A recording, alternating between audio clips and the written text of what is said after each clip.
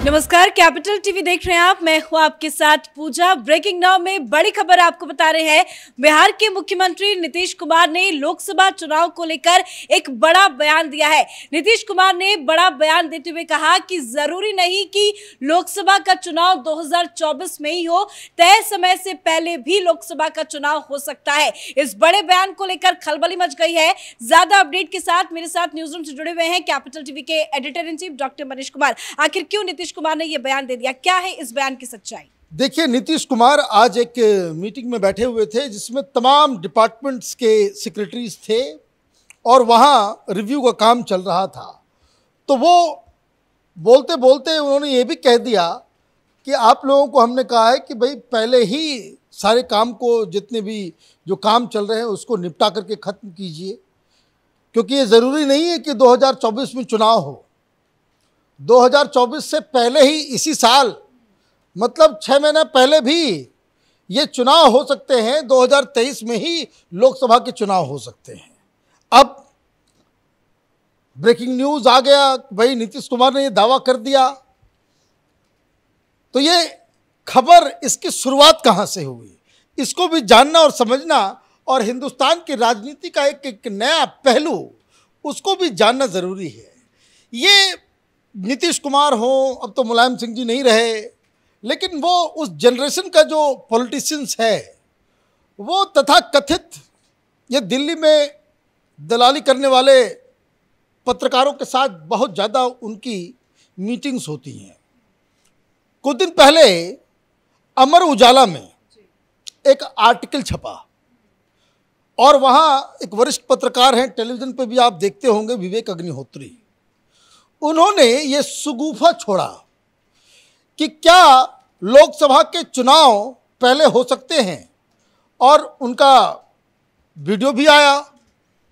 तो इंटरव्यू के दौरान वो भी ये भी कह रहे हैं कि मेरे पास सबूत तो नहीं है, ये मेरा हंच है, माने क्या हो सकते हैं। तो आप ये समझिए, 2019 के जो चुनाव होने वाले थे, तो उस समय भी ऐसे ही आर्टिकल आया था कि मोदी चुनाव हार रहे हैं, इसलिए वो पहले ही करवा देंगे। सरकार कभी भी करवा सकती है। 2014 में भी कुछ लोग कह रहे थे कि मनमोहन सिंह, सोनिया गांधी वक्त से पहले ही चुनाव करवा देगी, क्योंकि बहुत सारे घोटाले हो रहे हैं। ये बेसिकली इसको कहते हैं ना कि पान दुकान पे बैठ करके पत्रकारिता करने वाले लोगों के दिमाग की उपज है।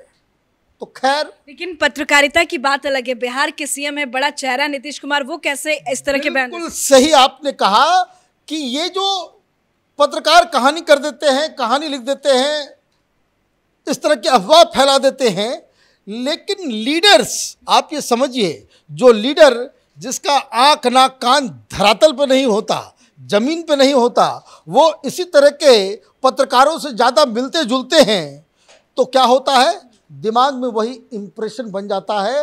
और इसलिए नीतीश कुमार आज बोलते बोलते बोल गए। दूसरी चीज़, मैंने उस बयान को पूरी तरीके से सुना। वो बयान में बोलते बोलते बोले कि 2014 में चुनाव नहीं होगा। आजकल सुनने में आ रहा है कि कुछ भूलने की बीमारी भी हो रही है। नीतीश कुमार नाम भूल जाते हैं, ललन सिंह का ही नाम भूल गए।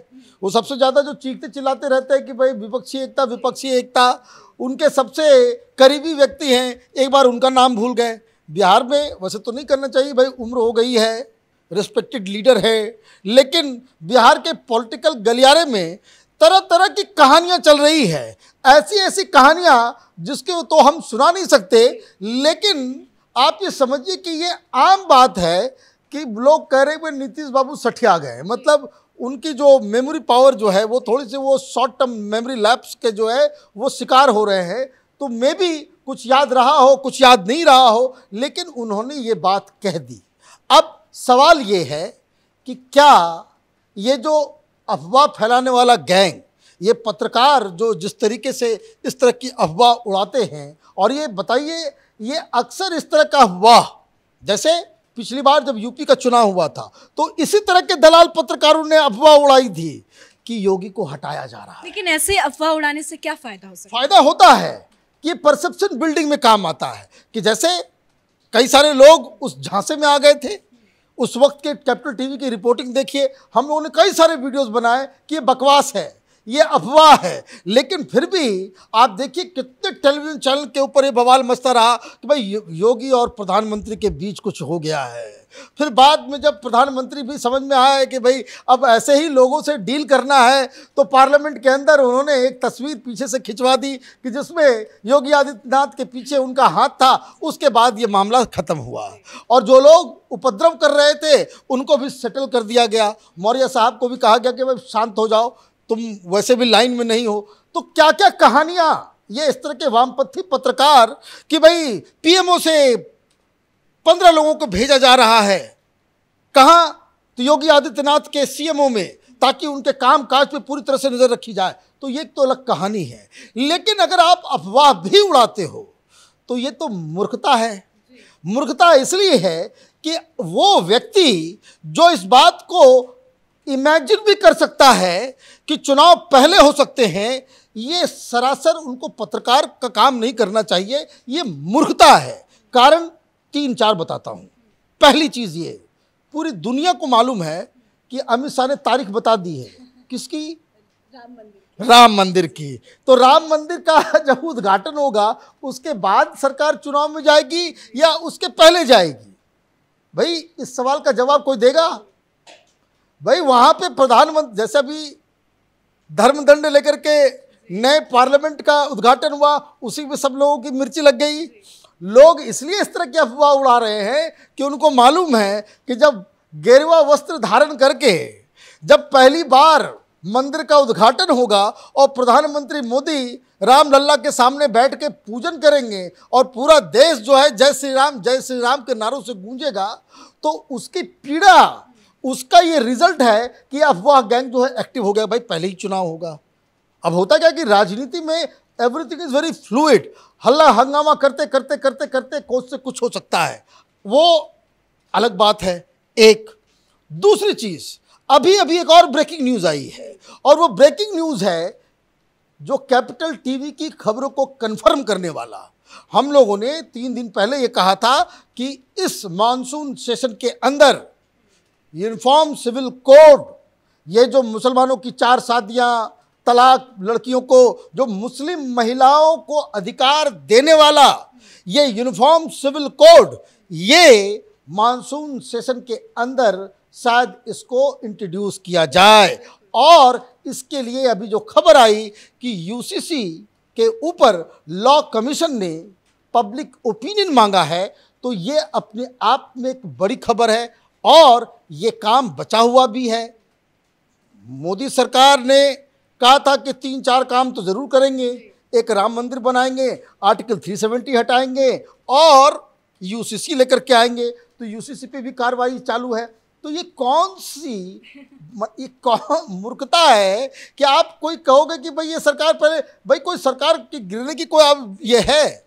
अब एक और चीज, प्रधानमंत्री मोदी बहुत सारी चीज़ों को ऑलरेडी तय कर चुके हैं।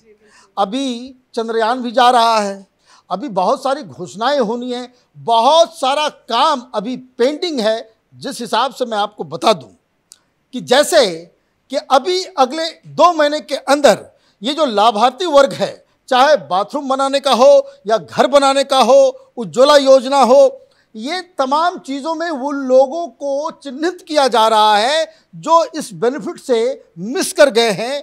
उनको दिसंबर तक जो लोग इसके लिए क्वालिफाई करते हों और उनको उन तक ये योजना नहीं पहुंची है, वहां तक पहुंचाने के काम में जुटी हुई है। तो ये कहाँ से कौन कह रहा है कि भाई चुनाव पहले हो जाएंगे? ये मुझे लग रहा है कि ये नीतीश कुमार को किसी ने बहका दिया। नीतीश कुमार वैसे भी ज़्यादा ही फुलंगी पे चढ़ गए हैं, लोग सीढ़ी लेके भाग गए हैं। 23 तारीख को फजीयत होनी है नीतीश कुमार की, क्योंकि ये तो अपने आप को विपक्षी एकता के चैंपियन के रूप में अपने आप को देख रहे हैं, लेकिन कांग्रेस पार्टी इनके पैर के नीचे से जमीन खींच रही है। लालू यादव अलग षड्यंत्र कर रहे हैं। तो ये चारों तरफ से घिर गए बेचारे। इसलिए अनायास इनके मुंह से इस तरह की बातें निकल गई। धन्यवाद अपडेट के लिए। तो नीतीश कुमार ने बड़ा बयान देते हुए कह दिया कि इस साल ही लोकसभा के चुनाव हो सकते हैं, जिसको लेकर सियासी बवाल तो मचा ही, लेकिन सच्चाई यही है कि नीतीश कुमार का ये बयान सिर्फ और सिर्फ अफवाह है। इस बड़ी खबर में मेरे साथ फिलहाल इतना ही। कैमरा पर्सन रवि के साथ मैं पूजा, कैपिटल टीवी।